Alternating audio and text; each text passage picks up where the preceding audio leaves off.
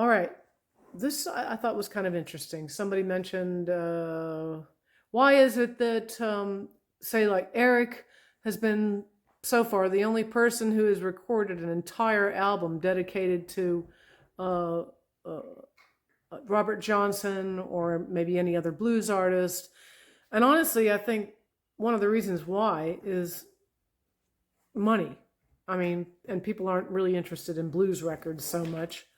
But what are your thoughts on recording blues records, attributing one Well, I can say artist? this about Eric Clapton. He brought uh, the blues and all of the artists into the forefront of the consciousness of the planet, because nobody was listening to B.B. King or anybody, until Eric decided to take everybody on the road, did that blues tour, because he revered all these people.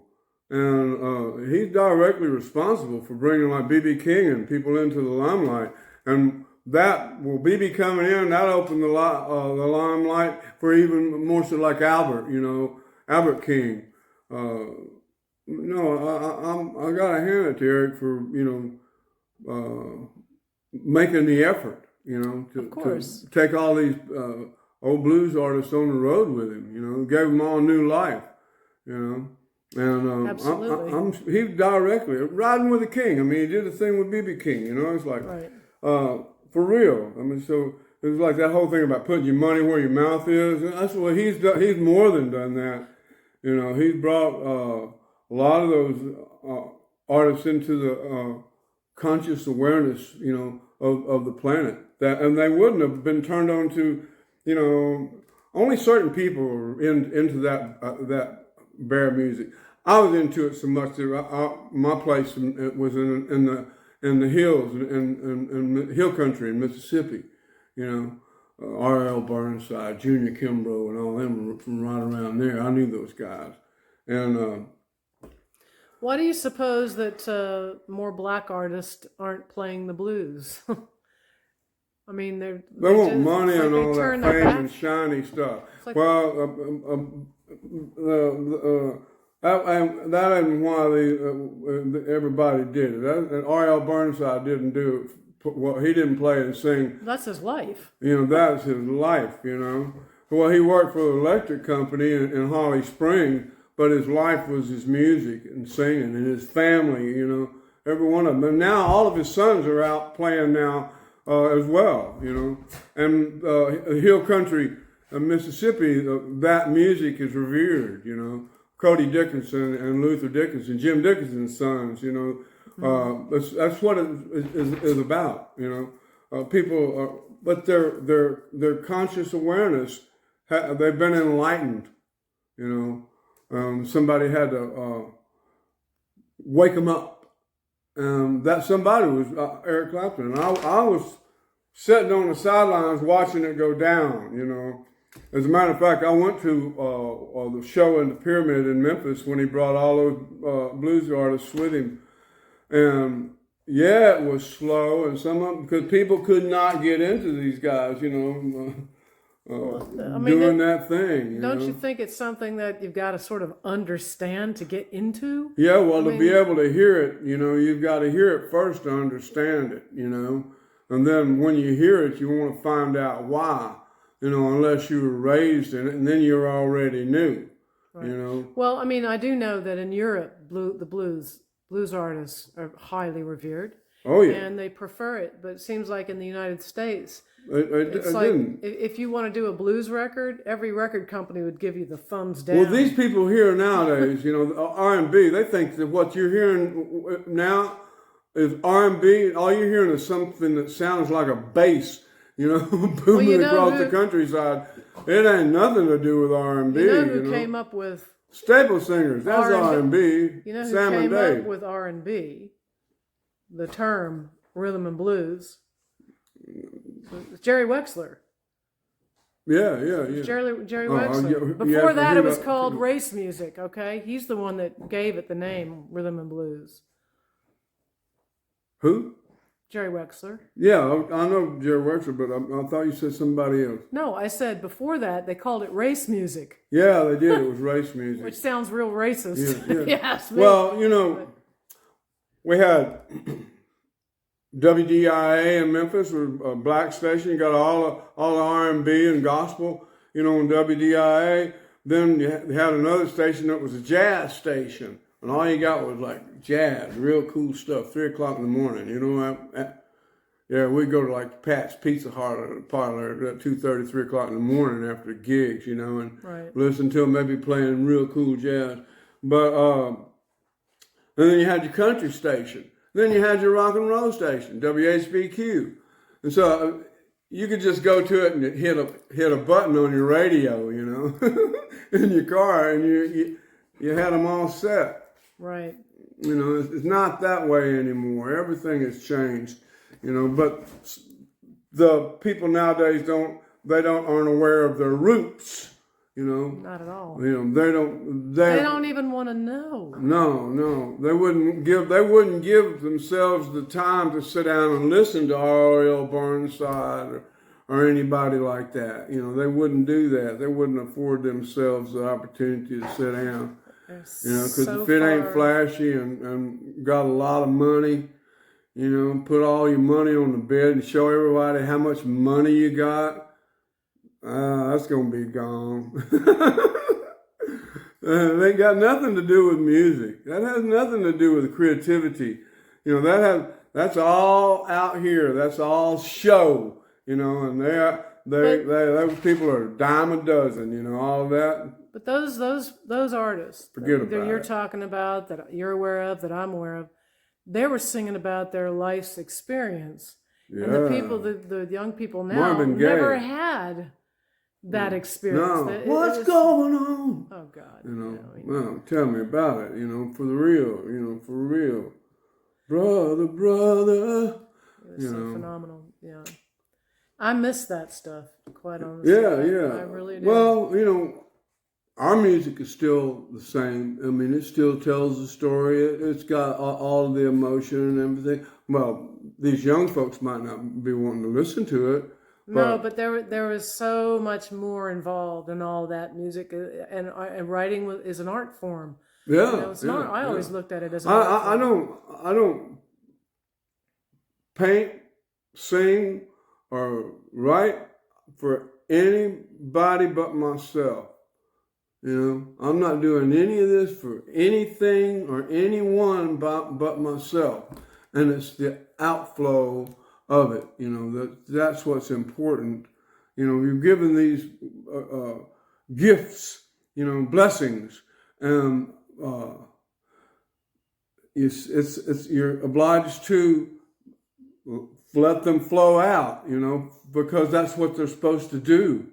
You know, if they make money of one, that has nothing to do with the creative process. You know. Well, here's another thing that happens a lot, and it's been happening since the inception of the internet and stuff, is they'll take an older artist, just literally lift their music and put it into their own and call it their own. Yeah. And I mean, when I say an older artist, I'm talking about anything from the 90s back. Okay, yeah.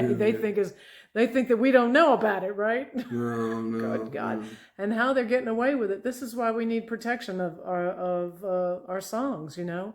And those songs and those blues artists and all these other people. That's why we have copyright protection and beware of darkness. Should remain that copyright protection, publishing protection.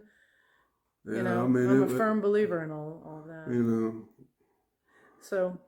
But yeah, it's good to know all that.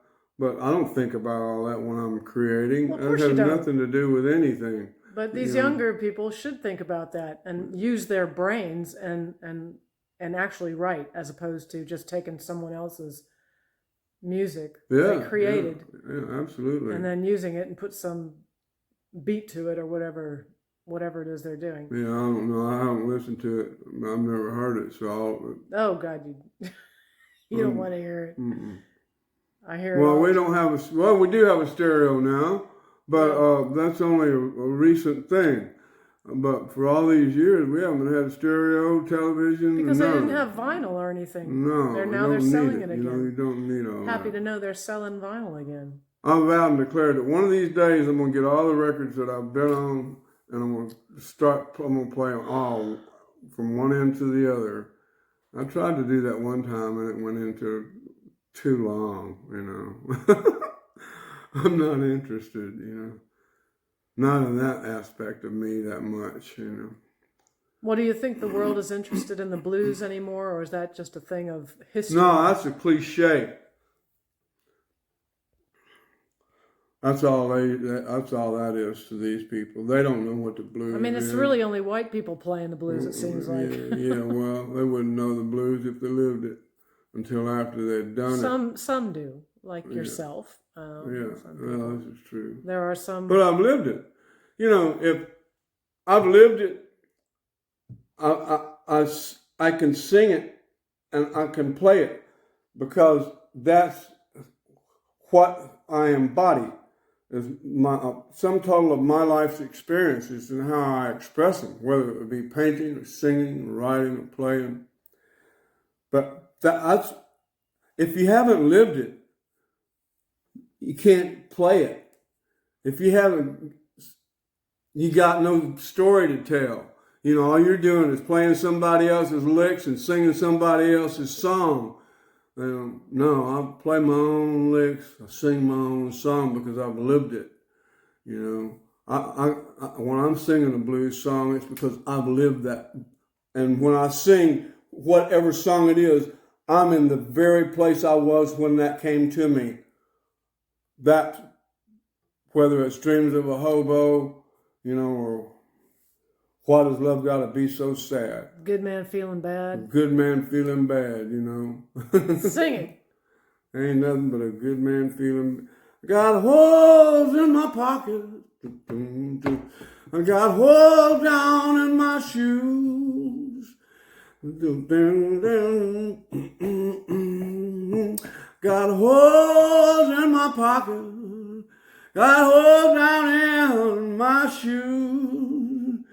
But it really doesn't matter, no. I ain't got nothing left to lose. That's a real story there. Yeah, it is. I put some change in my pocket one time. I was at my friend Chunky's house in Georgia, and I put some change in my pocket, and it fell through a hole in my pocket and landed in my shoe. It did. It went straight down my leg and landed in my shoe. And then that was, I got holes in my pockets. And I didn't say it lands down in my shoes, but that's how it worked out, you know. It don't matter. I ain't got nothing left to lose. I didn't either at the time. So, you know, all of my stories are real. Outside the wind blows and whispers the sound of your name. Yesterday's over, tomorrow's just more of the same. And when I saw you leaving, I wished that I'd begged you to stay. But I stood in silence as you slowly slipped away. Slip away, slip away. How did I ever let you slip away? Slip away, slip away. Right through my fingers, I let you slip away. That's the one Ray Charles did. Yeah, Ray Charles did that. He did it exactly. As he goes, and now that it's over, there's nothing more I can say, except that I'm sorry for saying too little too late. Yeah, Ray, when I wrote it, as I hit, and I was thinking of Ray Charles singing me, singing, you know, him. Me singing, Ray singing me. Yeah, and it was a fluke that he wound up with the song, because I just put it on a little cassette, a piano, and got ready to go to California a couple of weeks later. walked into Margie Ulrich's office, head of A&R at CBS in Nashville, and I just literally had to threw it on her thing. I said, this is for Ray Charles. And sure enough, it was about 6 months later, I got a dictated letter from him that he did the world a favor and cut Slip Away. Sang it exactly like I wrote it. Exactly. Except he put Ray thinking, where are you going? Get back in here at the end of it.